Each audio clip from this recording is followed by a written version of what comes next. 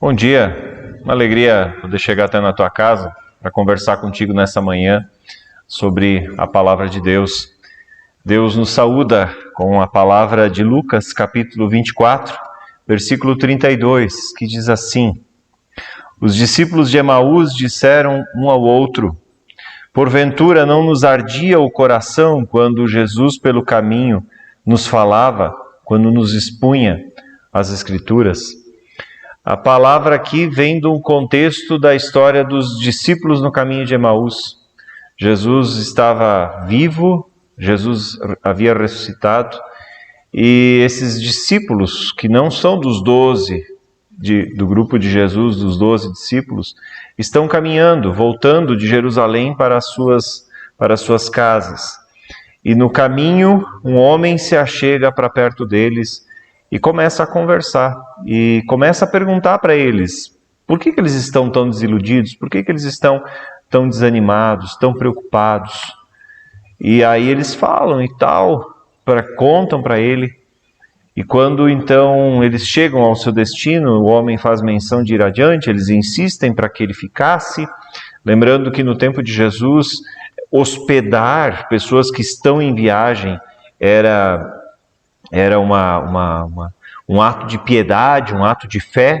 Hospedar alguém que não teria onde passar a noite, que não teria uma hospedaria, era um ato de fé. Por isso esses homens dizem: fica com a gente, come com a gente, dorme aqui, amanhã segue viagem. E quando Jesus então celebra com eles a Santa Ceia, eles reconhecem que aquele que está ali com eles é Jesus ressurreto. Queridos, nesta manhã, Deus também está conosco. Deus está na tua casa. Deus está onde tu estiveres. Eu não sei onde tu está agora, não sei onde essa mensagem vai te alcançar, eu não sei quando tu vai assistir essa palavra nesta manhã, eu não sei. Mas uma coisa eu sei: Jesus estará aí contigo. Jesus estará aí contigo. Onde tu estiveres, no lugar em que tu estiveres, Jesus estará aí contigo. Tenha certeza disso. Nós não estamos sós. Nós não estamos abandonados. O nosso Deus ressuscitou Jesus. Jesus está vivo e, portanto, nós não estamos abandonados. Nós começamos esse tempo de culto em nome de Deus, o Pai, o Filho e o Espírito Santo. E eu te convido a uma palavra de oração neste momento. Senhor Deus, queremos te agradecer, te louvar e te bendizer por esse tempo de podermos estar conectados pela Tua Palavra, estarmos conectados, Senhor, na Tua presença. Obrigado que a Tua Palavra, Senhor, traz paz, traz vida, traz esperança, traz alegria, traz misericórdia. A Tua Palavra, Senhor, nos enche de júbilo, nos enche, Senhor, de paz. Obrigado, Senhor, que a Tua presença ela é manifesta em nosso meio.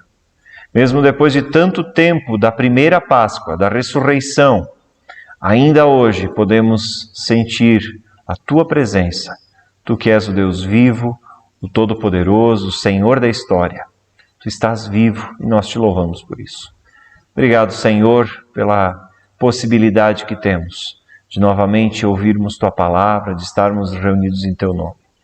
Nós queremos colocar esse culto em Tuas mãos, pedindo-te também perdão pelos nossos pecados, pedindo, Senhor, que Tu nos abençoes, que Tu nos permita, Senhor, aprender de Ti e sermos instruídos por Ti. No nome santo de Jesus é que nós oramos. Amém. Te convido a acompanhar uma canção e, na sequência, então, queremos ouvir a pregação da Palavra de Deus.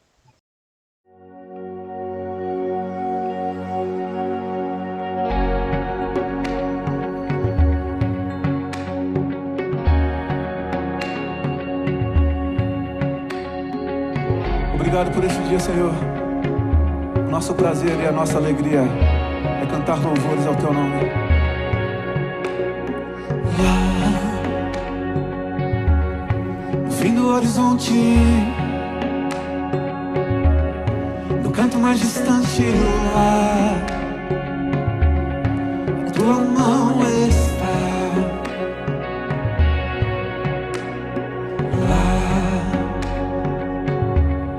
Acima do universo, nas linhas de um verso no ar, a tua mão está. Se eu for ao céu, ao mais profundo do mar, ali tua mão está, ali tua mão está. Nem sempre eu posso ver, mas Além do meu olhar, a tua mão está, a tua mão está.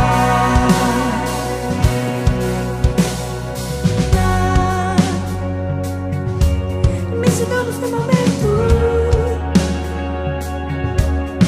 em todos os momentos lá, a tua mão está. Lá, assim nós cremos, no coração que chora, no abraço que consola lá, a tua mão está. se eu for ao céu, ao mais profundo do mar, Sim, Senhor. ali tua mão está, ali tua mão está. Nem sempre eu posso Eu posso ver, mas além do meu olhar, a tua mão está, a tua mão está. Deus está, quando amanhece, Deus está, no fim do dia, Deus está, Deus está, conhece tudo, Deus está, e o que precisa, Deus está, Deus está, e é o meu socorro, Deus está, e o que preciso, Ele está. se eu for ao céu, ao mais profundo do mar, ali tua mão está, ali tua mão está. Tua mão está. Nem sempre eu posso ver, mas além do meu olhar, a tua mão está, a tua mão está.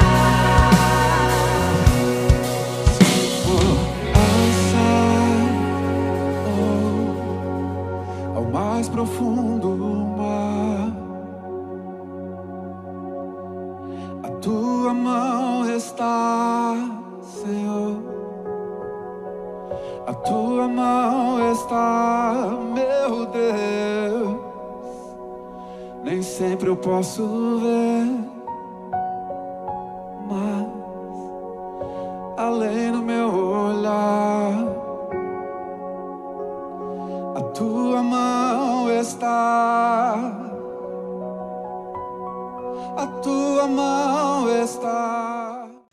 Que a graça e a paz do nosso Senhor Jesus Cristo, o amor do Pai e a comunhão do Espírito Santo de Deus esteja contigo, agora e sempre.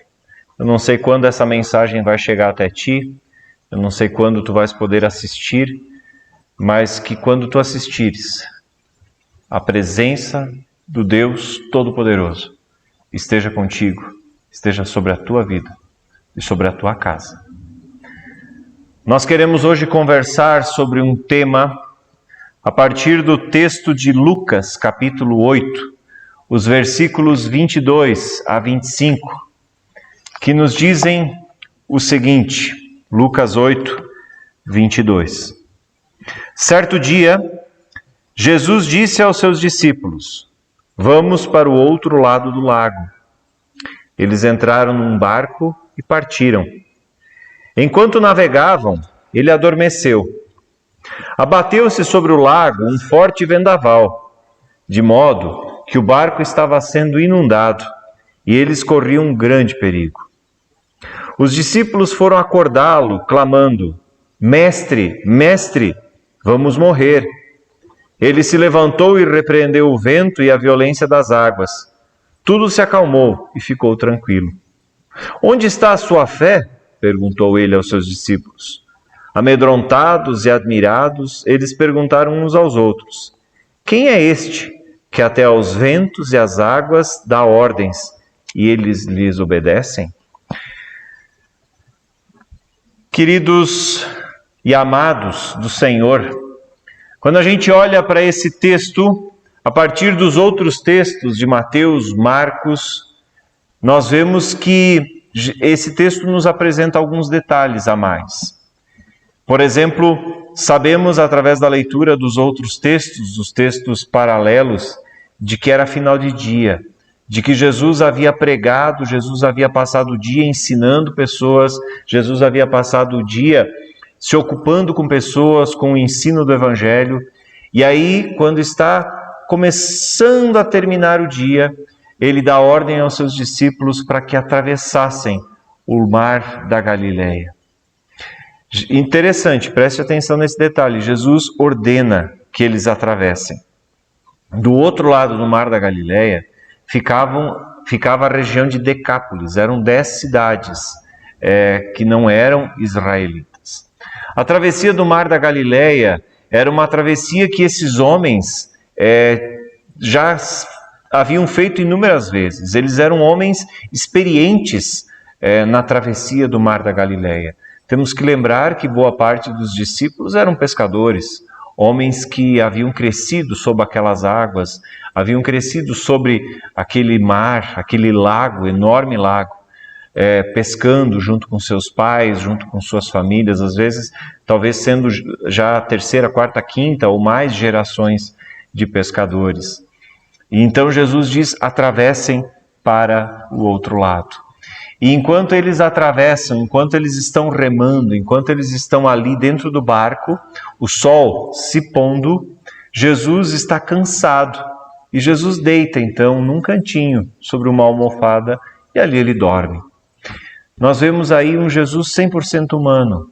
Nós vemos aí um Jesus 100% homem, que está cansado.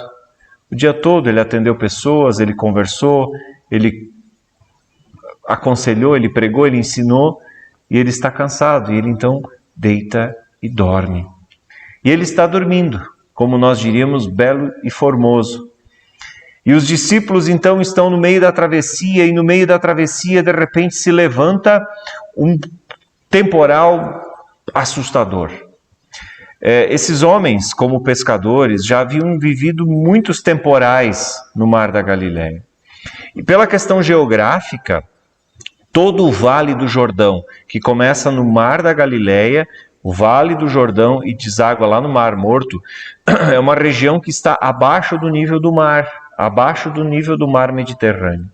E por isso ali toda a questão climática é diferente. É um vale muito profundo, e quando ali dentro se concentra uma tempestade, via de regra, essa tempestade ela é muito violenta, ela é muito forte, ela tem características que em outros lugares não teriam, porque ela está comprimida dentro do vale. E esses homens já haviam passado por muitas situações, muitos perrengues naquelas águas, já haviam passado noites talvez pescando quando foram surpreendidos por trovadas. E aí de repente eles estão no meio do mar e uma tempestade se levanta. E eles começam a ficar com medo. Queridos, não era qualquer tempestade que assustava eles. Não era qualquer tempestade que fazia com que esses homens perdessem a linha. Era realmente uma tempestade muito perigosa. E coagidos pela situação, pelo medo, pela situação que eles estão vivendo, eles procuram ver o que fazer. E aí então alguém deles diz: vamos acordar Jesus. E eles então acordam Jesus e diz: mestre, mestre, nós vamos morrer. E aí, de repente, Jesus acorda.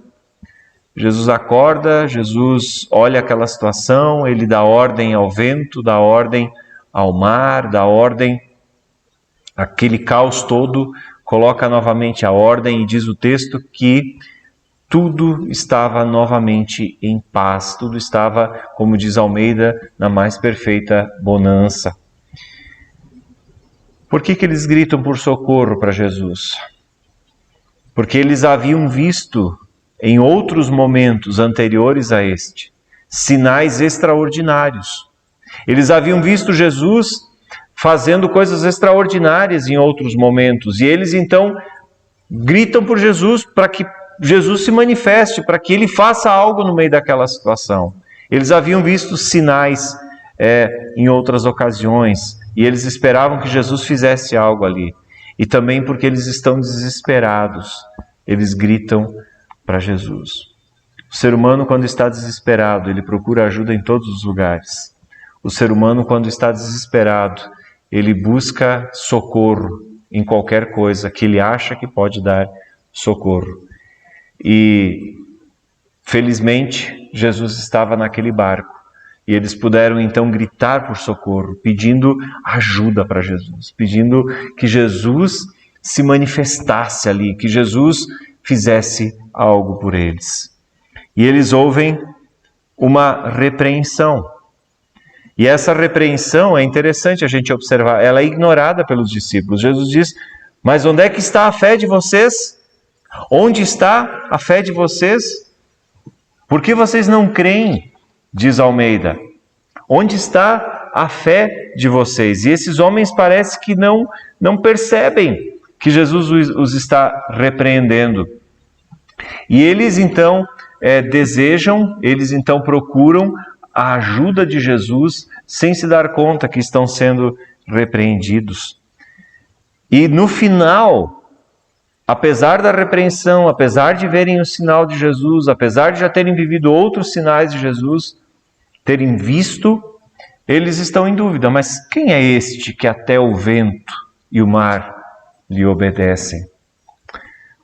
O milagre que eles veem, que eles vivenciam, que eles experimentam, parecem trazer dúvidas. Parece trazer dúvidas ao coração dos discípulos. Muito bem. O que tudo isso tem a ver com a nossa vida? O que tudo isso tem a ver com o tema com o qual nós nos propomos, sobre o qual nós nos propomos a conversar nessa manhã? Na vida tua, minha, na vida de qualquer ser humano, também existem momentos de mar revolto. Também existem momentos de tempestade. Também existem momentos em que parece que o nosso barquinho, entenda-se vida, parece que o nosso barquinho vai afundar. Os momentos de mar revolto que a gente vive, muitas vezes são doenças. Doenças que, embora todo o cuidado que muitas vezes se tem, acabam entrando para dentro da nossa casa de maneira sorrateira. Os momentos de tempestade, de mar revolto na nossa vida, quem sabe é o desemprego.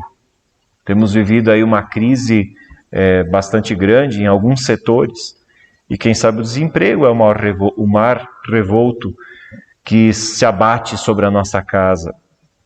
Quem sabe perdas materiais, perdas humanas e assim por diante. Mas fato é que a vida do ser humano é uma vida onde o mar muitas vezes está revolto. Onde o mar muitas vezes parece que vai afundar nosso barquinho. Parece que vai afundar a nossa vida, parece que vai nos sufocar, parece que vai nos derrubar. E assim como os discípulos, nós também corremos o risco de sermos engolidos pelos nossos problemas, pelas nossas tempestades, e às vezes achar que não tem mais o que fazer e que não tem mais saída. Também nós muitas vezes somos chacoalhados pela dúvida, vamos morrer, vamos nos acabar, vai tudo desandar. Mas, queridos, o medo, ele faz parte da natureza humana. Tu e eu, nós somos medrosos. A nossa essência, o ser humano, faz com que nós tenhamos dentro de nós o medo. O medo é algo natural, o medo nos protege, o medo nos impede de fazer besteiras, o medo ele nos dá a tranquilidade de saber que nós vamos tomar também os devidos cuidados a respeito de algumas coisas. Então, o medo faz parte da condição humana. Mas o medo não pode nos paralisar. O medo não pode nos paralisar. O medo que os discípulos estão sentindo de que eles vão morrer diante da tempestade que se abate sobre o barquinho deles, leva eles não à paralisia, mas leva eles a acordar Jesus. E esse talvez seja um ensinamento. Esse é um ensinamento para nós nesta manhã. O ensinamento de que o medo deve nos levar a clamar. O medo deve nos levar a clamar por Jesus, a procurar ajuda em Jesus. Eles não acordam Jesus por causa da sua fé. A impressão que dá é que eles acordam Jesus porque eles viram em outros momentos milagres, sinais extraordinários de Jesus. E por isso eles são repreendidos. Mas independente do que motiva eles a buscar a ajuda de Jesus, independente do que motiva eles, o fato é que Jesus está no barco com eles. Jesus está naquele momento, Jesus está ao alcance. Eles clamam para a pessoa certa, eles clamam do jeito certo, eles clamam para aquele que pode de fato fazer alguma coisa.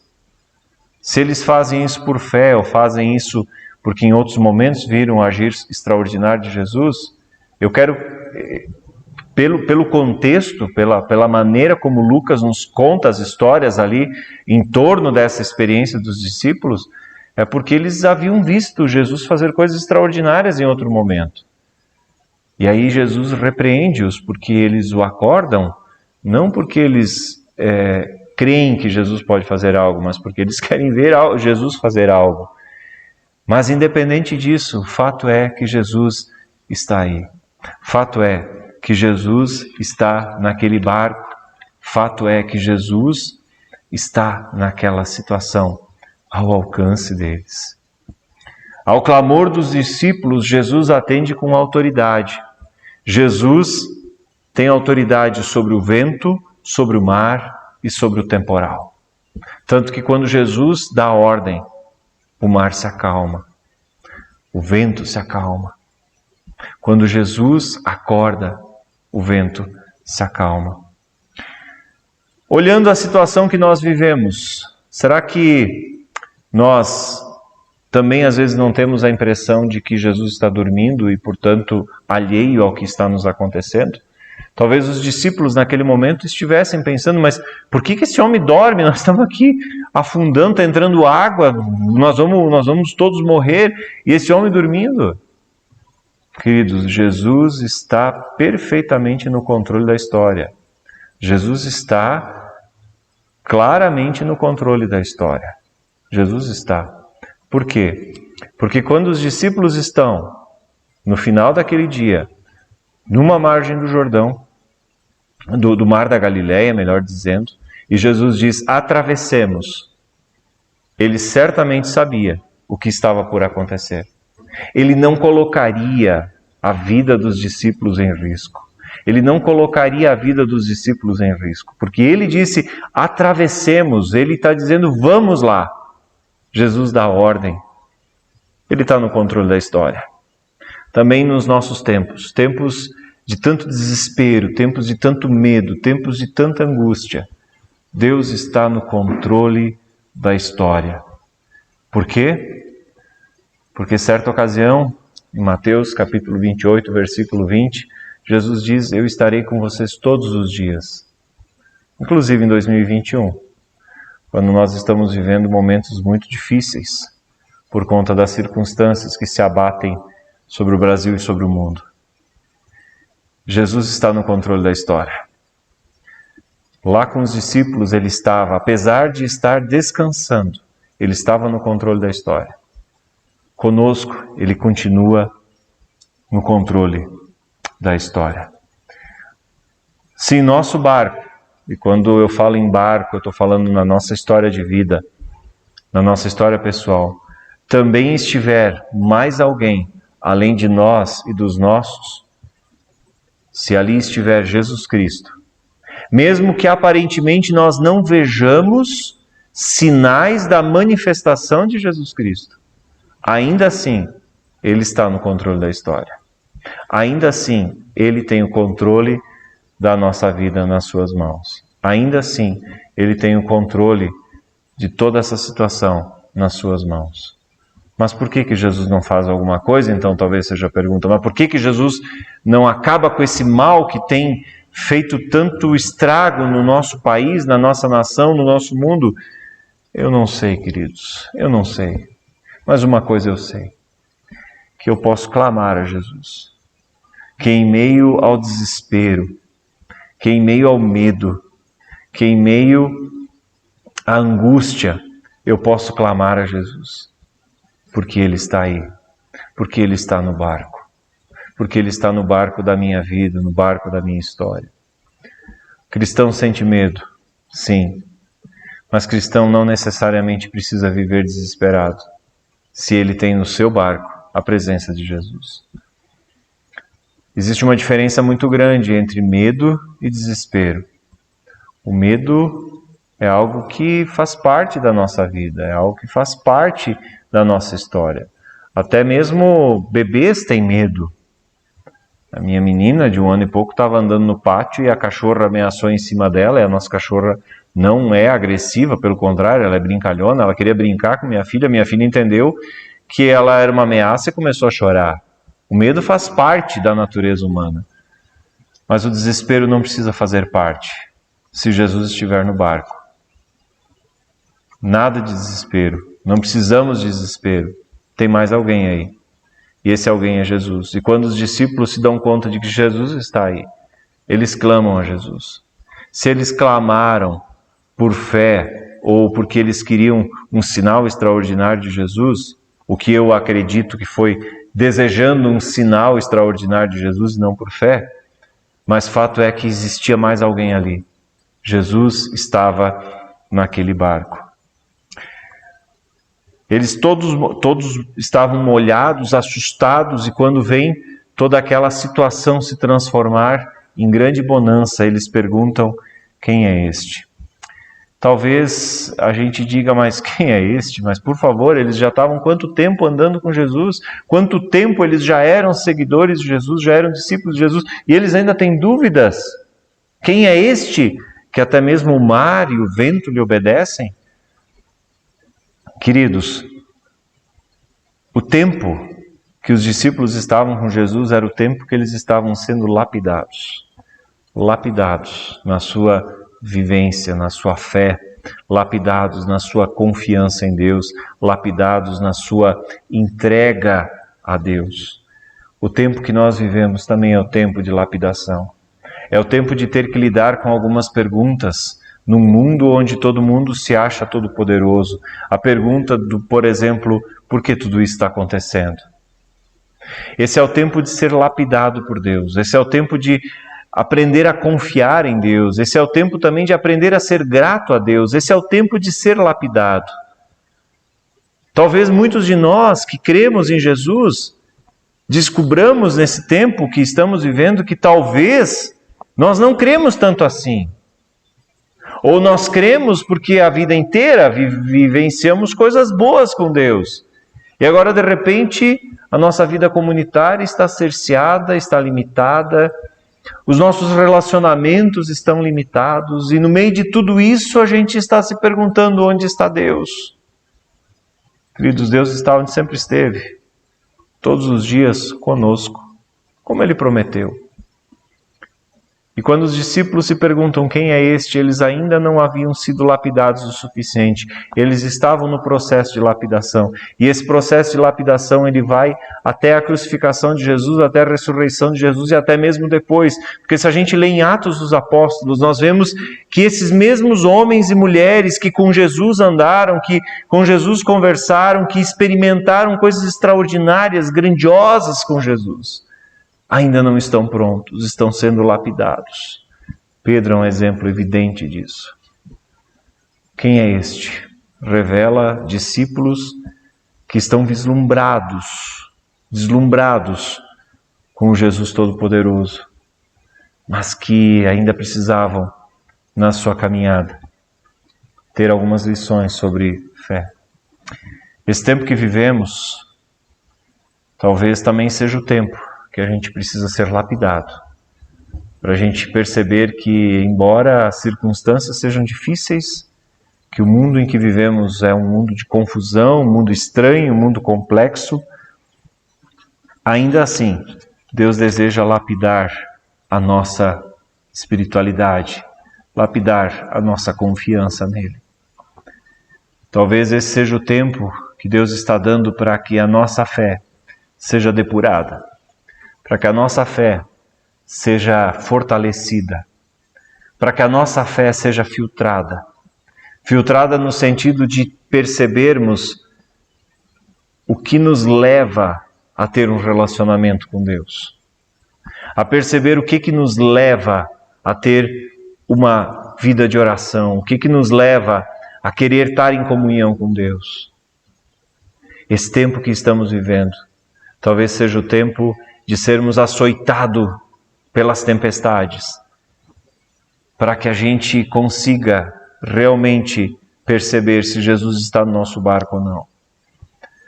Porque ter Jesus no barco da vida, ter Jesus no barco da nossa história, não é garantia de bonança, não. Mas é a garantia de que quando o desespero bater, tem alguém para me acudir. Esse tempo que vivemos é um tempo estranho, um tempo confuso, um tempo de medo, um tempo de desespero. Mas é também a oportunidade que Deus nos dá para parar de perguntar quem é este, para poder confessar: este é Jesus Cristo, Senhor da história, Senhor de toda a história, Senhor que tem poder sobre céus e terra, tanto assim como nós confessamos no credo apostólico. Queridos, tem mais alguém aí? Eu espero que tenha mais alguém no barco da tua vida, além dos teus. Eu espero que tenha mais alguém aí no barco da tua vida, além da tua família, além das tuas habilidades, além das tuas capacidades, além das tuas questões materiais. Eu espero que tenha mais alguém ali. Nem que está dormindo, mas que esteja ali, que é Jesus Cristo. Queridos, sem desespero, tem mais alguém aí. Que a gente possa descobrir que Jesus não veio nos livrar das tempestades, mas em meio às tempestades Ele nos dá a oportunidade de, por fé, experimentar o seu cuidado, experimentar o seu amor. E se tu convidaste Jesus para entrar no barco da tua vida, tu podes até sentir medo. Em alguns momentos o teu barco pode até ameaçar virar. Mas tu vai poder dizer: Jesus está aí. E porque Jesus está aí, eu não vou ter medo. Eu não vou me entrar em desespero. Eu não vou simplesmente achar que tudo acabou. Porque se Jesus está aí no barco, há esperança. Em meio a esses tempos confusos, esses tempos complexos, esses tempos esquisitos que nós vivemos, eu quero te desafiar, te encorajar a convidar Jesus para entrar no barco contigo, para atravessar a história da tua vida, no barquinho da tua vida. Que Jesus seja aquele onde tu podes confiar em todo instante. Que Deus te abençoe, que Deus te ajude, que Deus te mostre os reais motivos de tê-lo no barco. Se nós buscamos apenas feitos extraordinários, nós vamos nos frustrar. Mas se a nossa confiança nos levar a olhar para Jesus no barco e dizer: mesmo que eu não entenda o que está acontecendo, ainda assim estarei seguro, porque Jesus está comigo. Convida Jesus para entrar no barco da tua vida. Convida Jesus para entrar no barco da tua história. E aí, As tempestades virão, os ventos soprarão, a água vai entrar no barco. Mas tu terás a quem gritar. E tu experimentarás o cuidado de Deus. E esse cuidado não é algo mágico. Esse cuidado não é algo sempre extraordinário. Mas é o cuidado de saber que nós somos valiosos aos olhos de Deus. De saber que em Jesus o nosso barquinho permanece. E sem ele estaremos em grandes apuros. Tem mais alguém aí no teu barco? Tomara que sim. O diferencial na vida desses discípulos foi que Jesus estava ali naquele barco, mesmo que dormindo, mas ele estava ali. Que Jesus possa estar no barco da tua vida também, te dando a tranquilidade de que mesmo que sobrevenham temporais, tempestades e desgraças sem fim, ainda assim Jesus está ali. E portanto, não há motivo para desespero, porque Ele segura fortemente a nossa vida e Ele tem o controle da história nas suas mãos. Que Deus te abençoe, que Deus te guarde, que Deus sobre ti levante a sua face e te dê a paz. Amém. Eu quero orar contigo ainda.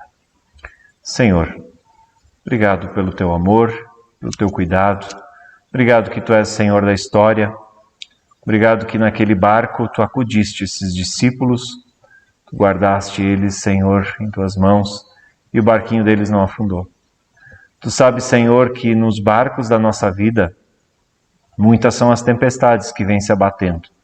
Tu conheces a vida de cada um que está assistindo nesse momento. Tu sabes, Senhor, as tempestades que cada um tem vivido. Tu sabes do medo e quem sabe do desespero que tem se abatido. Mas, Senhor, lembra-nos de que se convidamos a Ti para estar no barco da nossa vida, mesmo que Tu estejas dormindo, Tu estás aí. E nós podemos Te acordar e dizer, Senhor, tem misericórdia de nós.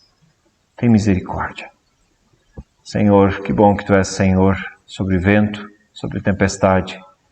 Que bom que Tu és Senhor mesmo quando a tempestade não acalma.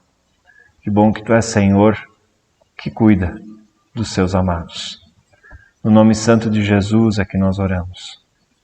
Amém. Que a bênção de Deus esteja contigo, que Deus te acompanhe, que Deus te guarde. E lembra disso, Jesus quer estar no teu barco. Não tenha desespero, tem mais alguém aí. Se Jesus estiver no teu barco, tudo será e está sob o controle do Senhor. Deus abençoe, Deus guarde a ti. Um forte abraço e nos vemos na semana que vem. Tchau, tchau.